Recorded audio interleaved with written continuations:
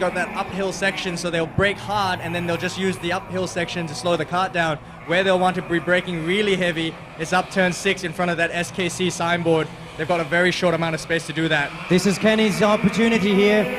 Wow, look at the speed that Anthony's getting down the straight there. Coming up into the chicane, Kenny is only centimeters away from Anthony, but as soon as they exit the last corner, Anthony just pulls away by one full car length. And that's what Kenny's facing at the moment. He was a half a second behind Anthony before, and he's closed it down to 0.25 seconds, but he's still not able to get past because he can't really dive bomb into that corner. So he's going to have to look to try and really get on the back end of Anthony Xiao before he can make any passing maneuvers. And Anthony's not leaving any room open coming into the stadium complex there.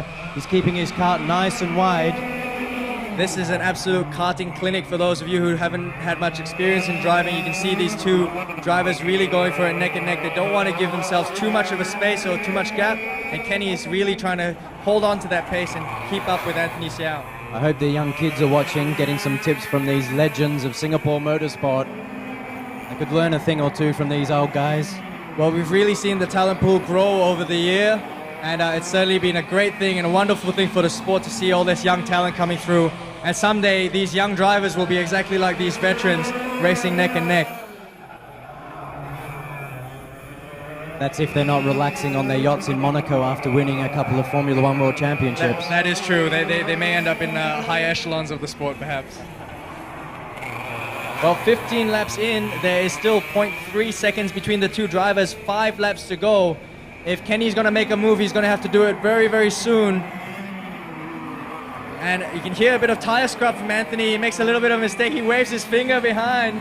I wonder what that's all about. He's very conscious of his driving style, but he doesn't want to let Kenny through. Yeah, he's not pulling away as fast on the straights now. Maybe Anthony's got a problem, but look here.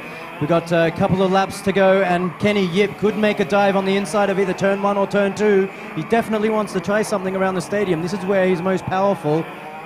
There's 0.3 seconds between these two drivers, and it's still very much within reach for Kenny Yip, but he'll have to do everything he can to try and get past Anthony Xiao, and Anthony is very aware of where Kenny sits, so he's going to try and do everything he can to drive a nice defensive line. And so far, one of the things you'll note is there's no unnecessary ducking and weaving from Anthony Xiao. He's just driving his own race, making sure he keeps on pace. He's not unreasonable, he's not being silly about how he drives, not trying to weave in and out and try to cut the line off. He's just driving his own race. Yeah, he's taking a nice big turn, nice tight line into the corner coming into the stadium complex there. One of the only positions that Kenny Yip's got any chance. Right here, that's where I'm talking about. Kenny Yip is so strong and powerful around that corner. He could duck and dive there, but Anthony makes his kart extra wide. This is a good slipstream from Kenny Yip now.